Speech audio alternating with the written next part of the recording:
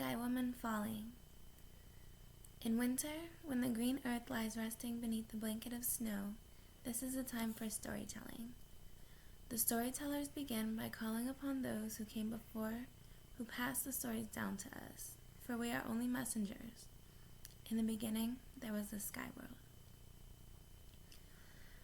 She fell like a maple seed, pirouetting on an autumn breeze. A column of light streamed from a hole in the sky world, marking her path where only darkness had been before. It took her a long time to fall.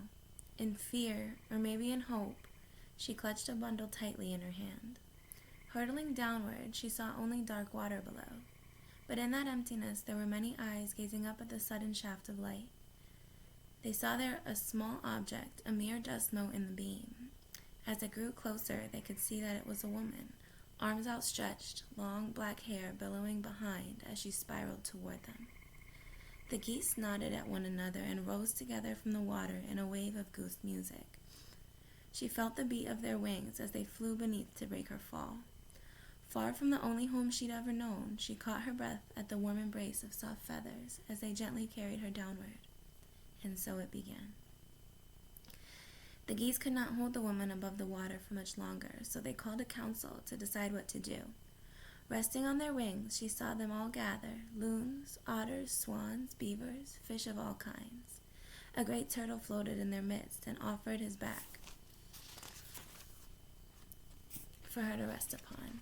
Gratefully, she stepped from the goose wings onto the dome of his shell.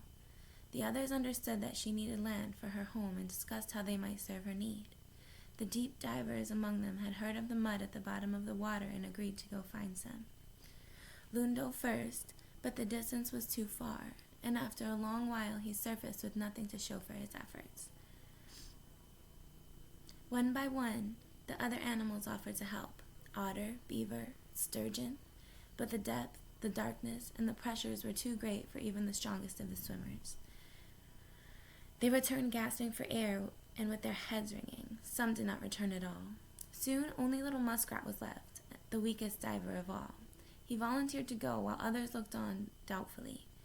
His small legs flailed as he worked his way downward, and he was gone a very long time.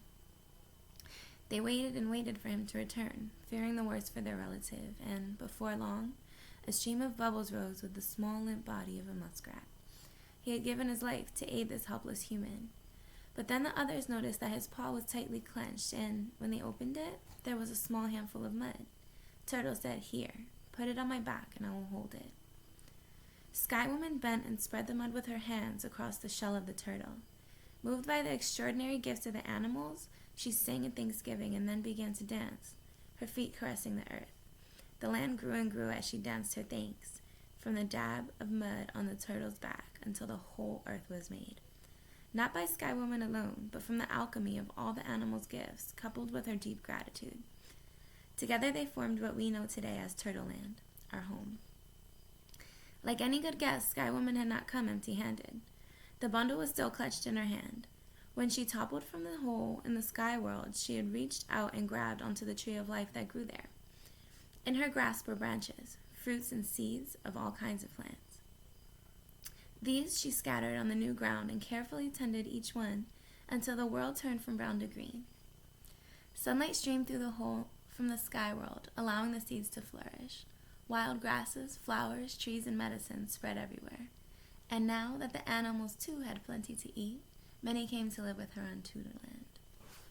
On Turtleland. I'll tell you the rest another time, but I just wanted to read you a little something to start your day. I hope you have a lovely day and a lovely week, and I'll talk to you later.